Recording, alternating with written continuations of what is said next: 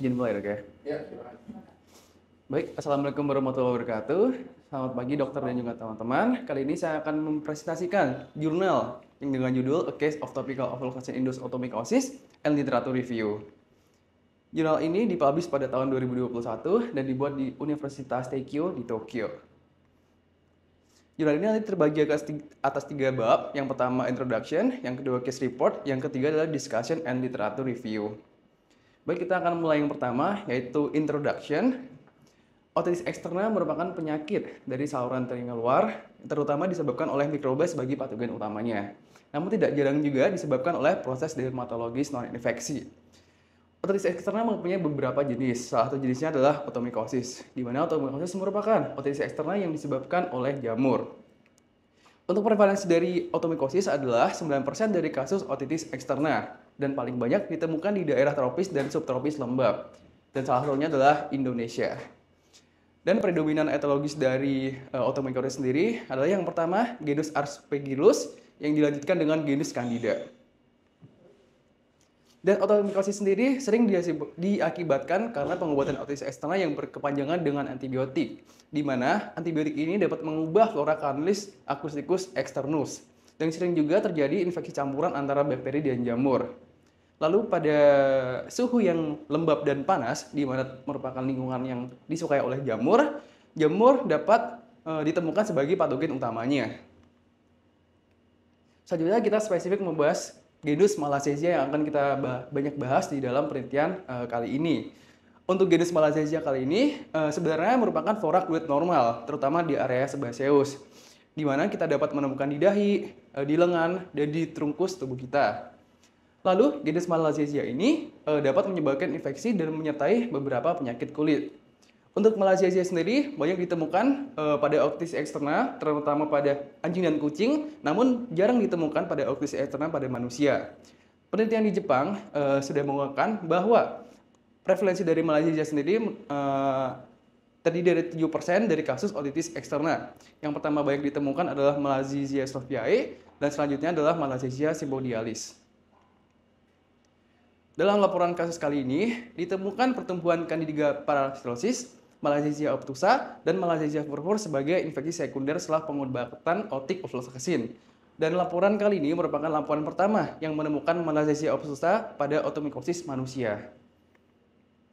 Baik, kita akan mulai ke case report. Seorang pria pasien rawat jalan berusia 40 tahun yang menderita otalgia sisi kanan mengunjungi Departemen THT di Rumah Sakit Universitas Teikyo di Tokyo. Pada pemeriksaan klinis ditemukan pada gambar ini, yaitu ditemukan siraman basah, cellulitis, erythema, otorea, dan pembengkakan pada Canalis acousticus externusnya. Dan pada pasien ini tidak ada gejala pruritus dan gangguan pendengaran. Dan akhirnya pada kasus ini didiagnosis otitis externa oleh klinisi saat itu. Dan diberikan tata laksana cefditoren pivoxil tablet 100 mg 1 kali 1 hari serta ofloxacin eardrops 0,3% 2 kali 1 hari. Dan dilakukan follow up hari ke-5 pada pasien ini. Pada pasien gejala hanya sedikit membaik. Karena gejala hanya sedikit membaik, pengobatan cefditoren pivoxil diganti dengan garinoxacin tablet 200 mg 1 kali 1 hari. Dan ofloxacin autiknya tetap dilanjutkan. Lalu pada fase ini dilakukan pemeriksaan mikrobiologi dan tidak ditemukan adanya pertumbuhan jamur dalam kultur. Selanjutnya dilakukan follow up 1 minggu pos pengobatan obat tadi, gejala pasien sembuh, namun pasien ada mengeluhkan gejala baru. Yang seperti kita lihat di gambar kanan ini, ada muncul bercak keputihan terlihat tersebar di seluruh Canalis acousticus externus. Dan pasien ada mengeluhkan gejala baru, yaitu munculnya keluhan pruritus atau gatal-gatal pada telinga tersebut. Dan dilakukan juga pemeriksaan mikroskopis pada lesi yang berwarna putih pada yang ditemukan pada Canalis acousticus externus tadi. Dan ditemukan banyak yeast dengan ukuran yang bervariasi. Pemeriksaan mikroskopis ini menggunakan mikroskop fluoresensi all-in-one dan dilakukan pewarnaan putih kalkofor. Ini adalah gambar ini yang atas sebelum pewarnaan putih kalkofor, yang di bawah warna hijau ini sesudah pewarnaan kalkofor, di mana dua-duanya didapatkan banyak yeast dengan ukuran yang bervariasi. Lalu setelah itu klinisi mengganti pengobatan ofloxacin tadi dihentikan dan diganti dengan salep ketoconazole 2% 1 kali 1 hari. Lalu benar saja setelah follow up penggantian obat tadi menggunakan ketoconazole tadi, pasien lesi putih di telinga pasien sudah hilang. Seperti yang kita lihat gambar di kanan ini. Lalu dilakukan kultur dari iswab juga dan cairan antibiotik yang terdrainase dari kanalis aqueous externus menggunakan potato dextrose agar dan krom agar malassezia pada suhu 35 derajat Celcius dan 37 derajat Celcius selama 2 minggu. Dan beberapa kultur juga diinkubasi di dalam atmosfer yang mengandung 5% CO2, di mana ini merupakan lingkungan yang disukai oleh jamur. Lalu bisa kita lihat pada cawan Patrick ini, di hasilnya adalah positif pada Candida parasilosis, Malassezia furfur, dan Malassezia obtusa. Pada drain liquid, pada swab, dua-duanya ada ketiga patogen ini. Dan selanjutnya, setelah itu dikonfirmasi ulang menggunakan pemeriksaan DNA sequencing dari sampel kultur ini, dan benar saja pada DNA sequencing ditemukan DNA dari Candida parasilosis, Malassezia furfur, dan Malassezia obtusa. Dan selanjutnya, dari hasil kultur tadi dilakukan pemeriksaan ketahanan antifungal, di mana pada Candida parasilosis dan Malassezia furfur ditemukan sensitif terhadap antifungal. Antifungal di sini yang diberikan adalah itraconazole dan ketoconazole. Namun pada Malassezia obtusa tidak dilakukan penelitian ketahanan antifungal karena pada kulturnya sudah kehilangan viabilitasnya. Ya, selanjutnya kita akan membahas tentang discussion and literature review.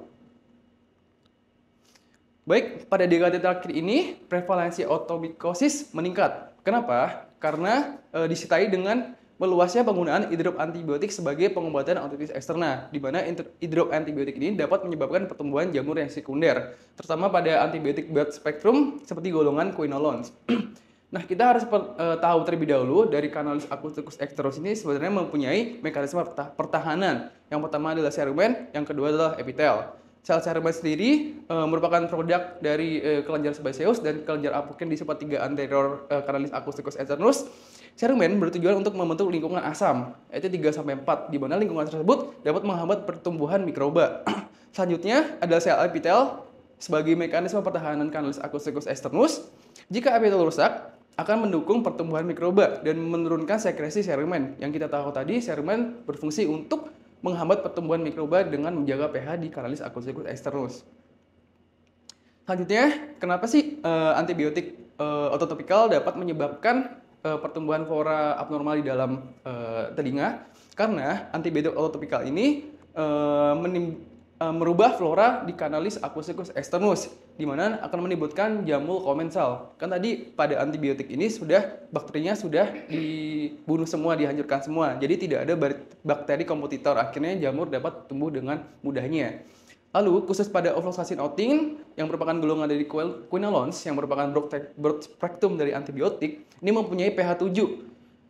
Dan di mana jika digunakan secara berkelanjutan akan menaikkan pH di Canalis aqueous externus. Di mana yang kita tahu tadi bahwa pH untuk agar tidak ada pertumbuhan mikroba itu pH-nya sudah diatur oleh cerumen, dan dengan pH 3-4 dapat menghambat pertumbuhan mikroba. Kalau pH-nya 7 berarti mikroba dapat bertumbuh dengan gampangnya, terutama bakteri dan juga jamur. Dan pada kasus ini ditemukan 3 spesies jamur yang mungkin merupakan patogen sekunder. Kenapa? Dibuktikan dengan pemeriksaan mikrobiologis awal tadi yang ditemukan tidak adanya jamur pada kultur. Nah, pada kultur tadi juga terdapat perbedaan distribusi populasi masing-masing spesies pada 2 spesimen. Tadi kan menggunakan 2 spesimen. Yang pertama menggunakan drain liquid, yang kedua menggunakan swab. Pada kultur swab ditemukan banyak Malassezia obtusa dan Malassezia parasilosis, dan sedikit koloni dari Malassezia furfur. Sedangkan pada cairan drainase ini ditemukan banyak Malassezia obtusa, Malassezia furfur, dan sedikit kolonisasi dari Candida parasilosis. Kenapa? Mungkin disebabkan oleh perbedaan lingkungan ideal dari masing-masing spesies. Swab tidak masuk jauh ke dalam Canalis aqueous externus, terutama pada bengkak atau edema apabila ada peradangan di Canalis aqueous externus. Sedangkan cairan dapat mencapai area yang lebih dalam. Di sini memungkinkan bahwa Malassezia obtusa dan Malassezia furfur ini lebih menyukai kondisi telinga yang bagian dalam, kanalis akusticus externus bagian dalam. Sedangkan Candida palaccitosis ini lebih menyukai lingkungan di kanalis akusticus externus bagian luar. Nah, apa saja pengaruh keanekaragaman spesies Malassezia pada kanalis akusticus externa?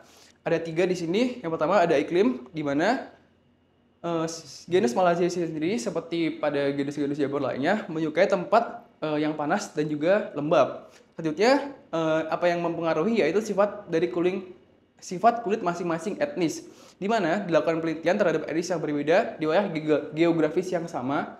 Ditemukan Malassezia sympodialis, Malassezia sloviae, dan Malassezia dermatitis secara selektif tidak ada di beberapa kelompok etnis. Padahal ini penelitian dilakukan di tempat yang sama, geografis yang sama, dengan iklim dan suhu yang sama. Selanjutnya, yang mempengaruhi adalah variasi lingkungan spesies dari kanalis akusticus externus itu sendiri. Dan tidak heran jika ditemukan Malassezia furfur dan Malassezia obtusa dari subjek memiliki serum basah dan tinggal di Jepang. Padahal di penelitian sebelumnya, kebanyakan orang di Jepang itu pada otomycosis ditemukan adalah semen kering dan patogen utamanya adalah Malassezia sloviae. Tapi dengan pengaruh keanekaragaman ini dari 3 yang sudah saya sebutkan ini, maka tidak heran dapat ditemukan hal tersebut di Jepang. Selanjutnya, pada kasus ini kita menemui dua spesies dari Malassezia, yaitu Malassezia furfur dan Malassezia obtusa. Mungkin kenapa pada kasus ini ada 2 spesies dari Malassezia ini? Mungkin keduanya mempunyai kebutuhan nutrisi yang serupa. Dan pada studi filogenemik, Malassezia furfur dan Malassezia obtusa di dalam klaster yang sama, yaitu klaster A, yang mungkin mempunyai struktur genetik yang hampir mirip. Dan menurut saya sendiri merupakan inang utama 10 dari 17 spesies dari genus Malassezia, di mana 6 diantaranya berada di kanalis akusticus externus, di mana yang ditemukan di CA ini ada 2 klaster, ada klaster A dan klaster B. Yang klaster A ada Malassezia yamatonesis, Malassezia japonica, Malassezia furfur, dan Malassezia obtusa. Yang di klaster B ada Malassezia dermatis dan Malassezia arunolocae, di mana mungkin persamaan genetik pada masing-masing spesies ini mempunyai hubungan dengan bagaimana cara mereka menyukai preferensi tentang lingkungan yang mereka sukai. Di mana di sini ada klaster A dan klaster B, mungkin masing-masing dari klaster ini menyukai lingkungan dari kanalis akusticus externus. Dan dilakukan penelitian mengenai spesies Malassezia di kanalis akusticus externus pada penelitian sebelumnya. Ada 2, ada metode kultur dan metode kultur independen atau non-kultur. Pada metode kultur dilakukan pada 2 sampel, pada orang dengan kanalis akusticus externus yang sehat dan juga pada orang yang menderita otitis externa. Di mana pada kanalis akusticus externus yang sehat ini ditemukan adanya Malassezia sloviae, Malassezia limita, dan Malassezia furfur. Sedangkan pada kasus otitis externa ditemukan Malassezia sloviae, Malassezia sympodialis, Malassezia furfur, dan Malassezia obtusa. Hal ini, metode kultur ini mempunyai beberapa kekurangan. Salah satunya adalah bergantung pada sifat pertumbuhan dan kondisi mikrobiologisnya. Maka dari itu, peneliti melakukan penelitian menggunakan metode lain, yaitu metode kultur independen, di mana ditemukan selain spesies dari metode kultur tadi, yang ditemukan baru adalah Malassezia globosa. Baik, kesimpulan dari jurnal kali ini, peneliti melaporkan untuk pertama kalinya isolasi dari Malassezia obtusa. Jadi ini pertama kali di dunia yang melaporkan tentang kejadian isolasi dari Malassezia obtusa dari kanalis akusticus externus manusia sebagai pertemuan jamur sekunder setelah pengobatan otitis externa dengan ofloxacin outin. Baik, terima kasih.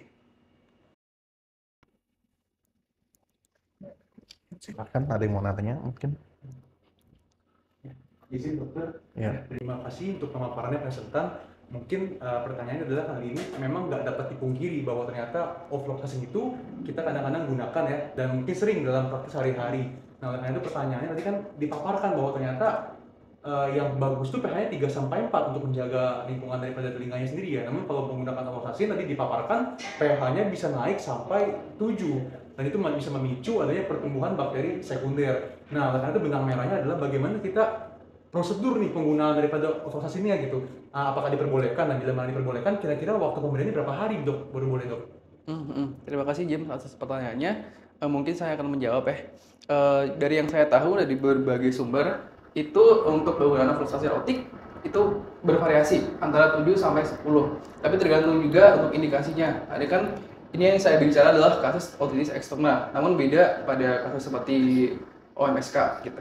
Seperti yang saya ketahui kayak OMSK biasa juga diberikan untuk selama 14 hari gitu.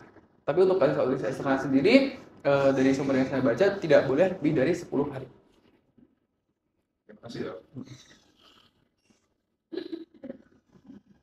Apakah ada pertanyaan lain? Sebenarnya Pak, jadi tadi kan udah dipaparkan juga yang di bagian pelita sebelumnya itu ada etnis yang berbeda-beda, itu bisa berpengaruh pada pertumbuhan manusia juga. Itu mungkin etnis apa saja yang lebih rentan. Terima kasih atas pertanyaannya. Ya, pada penelitian yang dilakukan pada masing-masing etnis ini sebenarnya bukan meneliti yang etnis mana yang lebih rentan. Jadi penelitian ini dilakukan di Singapura. Itu di Singapura atas etnis Caucasian, etnis Chinese, Melayu, dan India. Ditemukan di sana tidak mana yang lebih rentan, tetapi pola pada masing-masing etnis ini berbeda-beda. Contohnya pada etnis Melayu itu banyak kan ketemunya Malaysia furfur.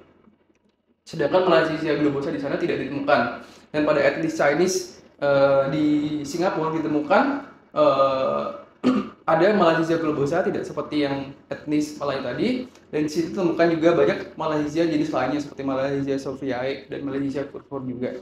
Dan juga pada etnis India dan Caucasian ini juga mempunyai keanekaragaman Malaysia yang berbeda-beda. Tapi pada penelitian yang dilakukan di Singapura tersebut jadi dibandingkan dengan penelitian yang dilakukan di Switzerland, di mana di situ juga dikatakan bahwa di Singapura mempunyai rata-rata suhu itu lebih tinggi daripada yang di Switzerland, dan kelembabannya, tingkat kelembabannya juga lebih tinggi daripada yang di Switzerland. Dan benar juga kalau di situ ditemukan bahwa pertumbuhan dari Malaysia ini lebih banyak ditemukan di Singapura daripada di Switzerland. Di sana mungkin kita mengetahui faktor resiko dari pertumbuhan Malaysia ini adalah iklim yang lebih panas dan juga lebih lembab.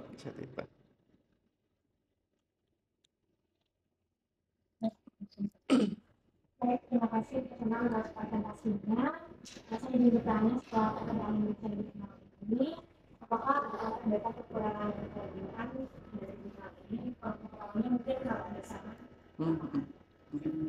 Ya, terima kasih Jessica atas pertanyaannya. Mungkin kelebihan dari penelitian kali ini tuh menurut saya cukup sangat niat ya, karena menggunakan alat-alat yang modern tadi, dilakukan puter, DNA sequencing juga dilakukan pada perusahaan ini. Dan juga kelebihan dari penelitian kali ini di mana tadi pada penelitian kali ini adalah pertama kali ditemukan Malaysia obstosa dari sampel Candidus aqueous externus, di mana ini merupakan penelitian yang pertama kali yang ada yang dipublish gitu. Untuk kekurangannya mungkin pada bab case report tadi tidak menjelaskan bagaimana kebiasaan dari pasien tersebut. Jadi kita tidak mengetahui bagaimana atau berapa hari pasien ini idealnya sebelum terjadi otitis eksterna. Jadi kita tidak tahu kebiasaan pasien, kayak pasien ternyata pasien sering di tempat lembab atau bagaimana. Jadi kita tidak mengetahui pada pasien ini sebenarnya berapa sih berapa hari sih pada pasien ini disebabkan jamur akibat dari overload aortik yang diberikan oleh dokter tersebut. Lama pemakaiannya, Iya, tadi sebut di situ.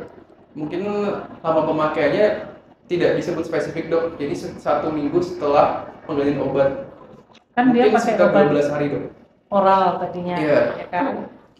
Terus pakai ofloxacin-nya berapa lama nih? Ini berapa pasien sih? Satu pasien aja dok. Pasien Oke, aja dok. kan? Iya. Berarti di satu pasien itu dia berapa lama pakai ofloxacin? Sekitar 5 hari pertama dilanjutkan dengan seminggu dok, sekitar 12 hari ini dok. 12 hari Iya. totalnya. Sama Tapi dok. jeda atau langsung itu langsung? Iya, jedanya tidak diberitahu, cuma itu saja saya minta dok. Dengan satu pasiennya.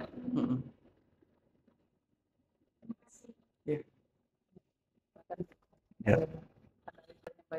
Oke. Banyak nih soalnya jamur. Iya. Aku pusing tentang jamur. Iya bener, betul banget. Jadi eh, Dokter Yoga pagi ini presentasinya cukup baik. Jadi hari ini kita membahas mengenai suatu sebenarnya bukan penelitian, lebih cenderung ke ke literatur review. Pada jurnal ini sebuah literatur review di mana ditemukan suatu organisme bisa dibilang baru, spesies baru dari Malassezia. Nah, tapi prinsip dari literatur review ini adalah eh, ada loh kejadian di mana seseorang dokter memberikan suatu obat antibiotik tetes, antibiotik oral yang dimana sebelumnya orangnya tidak ada telah dibuktikan tidak ada jamur sebelumnya, tidak ada pertumbuhan jamur. Lalu setelah diberikan antibiotik tetes berulang-ulang, pada akhirnya nggak apa-apa, santai aja. Nah, eh, setelah diberikan antibiotik tetes berulang-ulang, pada akhirnya si jamur tumbuh, gitu ya, intinya begitu. Nah, di penelitian ini settingnya di Jepang ya kira-kira ya, di Jepang, basicnya di Jepang, lalu yang literatur reviewnya di Singapura. Nah, kira-kira begitu. Nah, jadi di Jepang adalah iklim 4 musim. Itu penting kita ketahui. Makanya bagi mereka ini suatu hal yang wow banget, istilahnya begitu. Nah, tapi kenyataannya kenapa saya minta ini dimajukan di Indonesia, ini sering sekali terjadi, tapi kita hampir tidak pernah melaporkan. Tidak ada penelitian yang sangat bagus seperti ini dengan DNA sequencing, ada apa istilahnya itu menilai pertumbuhan dari jamurnya di kultur dan lain-lain. Itu kan kita kurang sekali, sejujurnya memang di negara kita kurang sekali penelitian-penelitian seperti ini. Nah, tapi kenyataannya sering sekali terjadi. Artinya seseorang yang datang ke dokter THT diberikan antibiotik tetes, lalu yang sering terjadi ya, diberikan antibiotik tetes, dia sembuh, dia senang sembuh, obatnya dia ingat-ingat, lalu dia tetes terus. Karena dia ngerasa aman, kalau sakit dikit tetes. Sakit dikit tetes, sakit dikit tetes. Akhirnya yang terjadi adalah berubah suasana suasana liang telinga berubah. Akhirnya menjadikan jamur pada telinga. Nah, kejadian lain bagus sekali tadi dilaporkan di presentasi ini oleh Dokter Yoga mengenai pH dari liang telinga, di mana serumen itu atau orang Indonesia bilangnya kotoran telinga, dan kenyataannya itu kan sebenarnya bukan, kita belum bisa ya bilang kotoran telinga, itu kita sebutnya earwax atau serumen. Minyak di telinga itu kan sebenarnya bukan kotoran loh. Jadi sebenarnya kita waktu ketemu pasien, baik kalau misalnya dia datang ke kita, dok mau ngapain Pak? Mau bersihin telinga dok? Kita lihat, oh ini minyak-minyak normal, ya baiknya jangan dibersihkan. Tapi yang kita harus lakukan adalah jelaskan ke pasien kalau Bapak Ibu ini normal. Kalau saya bersihkan nanti merubah struktur pH dari liang telinga Bapak, nanti ada resiko jamur dan lain-lain. Jadi sebenarnya yang baik kita lakukan adalah edukasi. Kita edukasi kepada pasien itu, jangan dibersihkan, jangan kelewat sering dibersihkan telinganya, jangan keseringan pakai cotton bud. Intinya itu ya, jangan keseringan pakai cotton bud. Karena ternyata serumen itu baik loh buat telinga. Itu intinya di Indonesia seperti itu. Nah, lalu waktu dokter memberikan obat tetes telinga, ya baiknya jangan dipakai berulang-ulang. Mungkin dokter pun juga harus menyelipkan satu patah dua patah kata mengenai, Bapak, Ibu, setelah ini selesai, tolong obatnya jangan dipakai lagi. Hal-hal sesederhana itu kadang-kadang penting, gitu. Nah, pada kasus ini sampai kita lanjut ke pertanyaan ya. Pada kasus ini mengenai genus yang namanya Malassezia. Di Indonesia kita bukti tersering adalah Candida sebenarnya. Paling sering itu kita Candida, nomor satu paling sering Candida. Malassezia ya mungkin kenapa salah satu mungkin yang menjawab pertanyaan ketiga tadi, kenapa kekurangannya, kelebihannya oke banyak bagus, kekurangannya ya sampelnya satu. Iya. Itu sebenarnya kekurangan yang terbesarnya. Sampel satu itu tidak menggambarkan macam-macam, walaupun memang baik sekali ditemukan spesies yang bisa dibilang spesies baru pada manusia. Nah, tapi karena sampelnya satu, ya bisa aja sebenarnya tadi Dokter Yanti cerita, bisa aja pasiennya punya kucing, dia ketularan sama kucingnya, nggak tahu lah. Intinya gitu. Jadi artinya ini case report, Dok. Jadi artinya di kasus ini paling kelemahannya itu. Lalu pertanyaan mengenai pH 3 bagaimana prosedur ofloxacin. Jadi di Indonesia ofloxacin itu sangat sering diberikan pada penderita OMSK atau otitis media supuratif kronik. Jarang sekali kita berikan pada otitis eksterna. Perbedaannya apa? Kalau misalnya ofloxacin drop itu kan sangat aman ke telinga tengah, makanya Dokter Tete cukup sering memberikan. Nah, tapi yang salah satu yang sering terjadi juga adalah OMSK ini kan pecah gendang telinga. Karena pecah gendang telinga sering sekali terjadi masalah. Otomatis pasiennya dikit-dikit masalah dia tetes. Akhirnya berubah, sering juga berubah. Nah, yang paling jujur salah satu yang paling sulit itu adalah memberikan treatment topikal pada pasien yang OMSK dengan otomikosis. Itu jujur yang sangat-sangat salah satu yang sangat sulit kita benahi. Gitu. Belum lagi masalah ini bisa berulang-ulang terus ya. Jadi intinya apa? Ya memang sebagai dokter ya kita harus bijak penggunaan antibiotik tetes sebelumnya. Kalau di sini kita sering dapat pasien yang memang OMSK berulang-ulang. Pada akhirnya kalau memang tidak efektif antibiotik tetesnya kita berhentikan, jangan kita pakai terus tanpa kendali gitu. Jadi intinya memang kita harus berhentikan si obat tetes telinga itu. Batasnya berapa hari, Pak? Batasnya sebenarnya secara prinsip 1 minggu. 1 minggu. Kalau otitis eksterna itu kan prinsipnya gini, Dok. Kalau kita mendapat pasien otitis eksterna, logikanya mestinya 2-3 hari udah sembuh. 2-3 hari udah sembuh. Dengan catatan si pasien tidak korek-korek. Nah, tapi kalau tidak sembuh, di situ sebenarnya kita mulai, kenapa ya kok nggak sembuh? Apakah otitis eksternanya pada akhirnya sudah lebih dalam, jadi dia lebih difusa inflamasinya, mungkin kita berikan tambahan antibiotik oral. Nah, tapi penggunaan antibiotik tetes ini secara prinsip sebenarnya lebih ideal maksimal 1 minggu untuk otitis eksterna. Sedangkan OMSK memang kadang-kadang kita lebihkan sampai 2 minggu gitu, kasus Kalau per kasus. yang otitis eksterna itu kalau yang kayak Cotilon, yang neomycin itu kan nggak boleh lebih 10 hari juga. Iya, betul. Ya, makanya tadi Jadi otitis kemasannya eksterna, kalau dibuka, ya. betul. Kalau di Indonesia kita lebih sering berikan untuk otitis eksterna adalah preparatnya Otilon, Otolin, Otopen, Otozambon, Otopraf. Itu Erlamisetin itu semuanya sering diberikan pada otitis eksterna karena itu ototoksik gitu. Jadi itu penting juga Terus kalau diperhatikan. pada OMSK dengan jamur, pemakaian salep itu gimana? OMSK dengan jamur sebenarnya gini. Perforasi, apalagi Ya. kalau perforasinya udah gede ini. Iya. Pemakaian ketoconazole salep.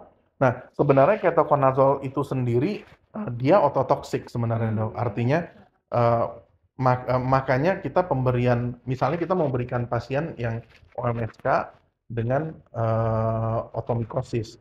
Yang baik kita lakukan adalah kita bersihkan dulu baik-baik liang telinganya, bersihkan suction. Jadi benar-benar suction kulit liang telinga dibersihkan semua, dikletekin semua.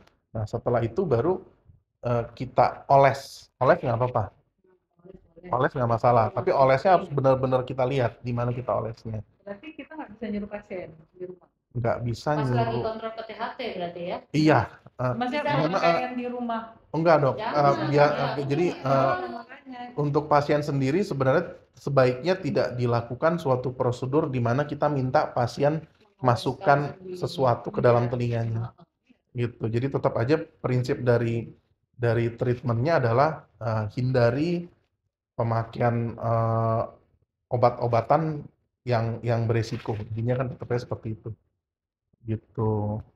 Saya rasa sih udah ya dok. Satu lagi yang Kalau tentang dengan etnik. OE dengan granulasi kan kadang kalau misalnya kayak granulomatosa atau Ah. misalnya granulasi, Granulomatosa. kadang kan agak suka hilang tuh. Ya, Walaupun ini, kalau untuk itu ada pengecualian nggak? Kan maksudnya target 1 minggu harusnya kan kalau OE sembuh, tapi kan Ya. kalau dengan granulasi kan pertanyaannya granulasinya kenapa? Selalu gitu. Artinya kalau kita ketemu granulasi, pertanyaan yang paling mendasar adalah kenapa granulasi itu terjadi? Jadi karena normalnya kan granulasi akan berhenti saat masalah diberhentikan. Contoh misalnya ada pasien yang ngorek-ngorek granulasi, yang ngoreknya berhenti ya mestinya granulasinya berhenti selama kita obati dengan baik. Nah tapi kalau misalnya granulasi tetap ada, coba pertanyakan pasien yang ngorek-ngorek berhenti nggak? Jangan-jangan enggak. Atau kita lihat lebih dalam, jangan-jangan ada di baliknya granulasi, ada kolesteatoma eksterna, itu cukup sering terjadi, yang seperti kasus yang kemarin kita dapat. Nah, masalah lain kita pernah dapat di sini dok, pasien granulasi hebat di luar liang telinga. Di pasien dewasa, waktu dibersihkan granulasinya, di belakangnya ternyata ada 5 buah cotton bud ketinggalan. Iya, Sering banget gitu. Iya, Jadi kemarin sudah dibahas juga kan? jadi granulasi itu pasti akan terjadi karena sesuatu. iya, Nggak mungkin dia tumbuh nggak sendiri mungkin tumbuh tanpa sendiri. telinga disentuh ya. Kecuali tumor. Iya. Tapi kan kadang misalnya serumen prop, di belakangnya ada serumen prop, udah Ya. kita atas serumen prop, Iya. udah kita kaustik. Ya, Biasanya itu jarang 1 minggu licin, Iya. masih ada sisa dikit-dikit, Tunggu lagi ya, bisa ya. masih boleh. ya tergantung kasus per kasus makanya. Kalau misalnya memang kita lihat granulasi, kalau saya sih lebih biasanya gini, kalau saya ya ketemu granulasi, misalnya pada pasca operasi granulasi, itu kan cukup sering kita berikan antibiotik antiinflamasi untuk menekan laju granulasinya. Nah, tapi syaratnya kita kurangi dulu si granulomanya. Jadi jangan dari awal kita berharap dengan tetes-tetes langsung bisa mengharapkan hilang. Berarti ambil dulu. Ambil dulu, Liburan dulu. berhentikan dulu perdarahannya, lalu berikan antibiotik tetesnya. Biasanya saya hanya berikan maksimal 1 minggu. 1 minggu diberikan, habis itu jangan dipakai lagi, baru nanti kontrol belakangan. Gitu. Jadi ya balik lagi kasus per kasus. Kalau soal etnik ya saya rasa sudah cukup jelas ya. Jadi tiap etnik ya pasti masing-masing punya spesies yang berbeda-beda. Ya saya rasa sih itu pembahasan yang lain lagi. Saya rasa dari saya udah. Dokter ada yang mau ditambah? Ada lagi yang mau tanya? Kamu tanya? Jelas? Ada 2 ya hari ini. Hari ini ada 2. Ada lagi nggak?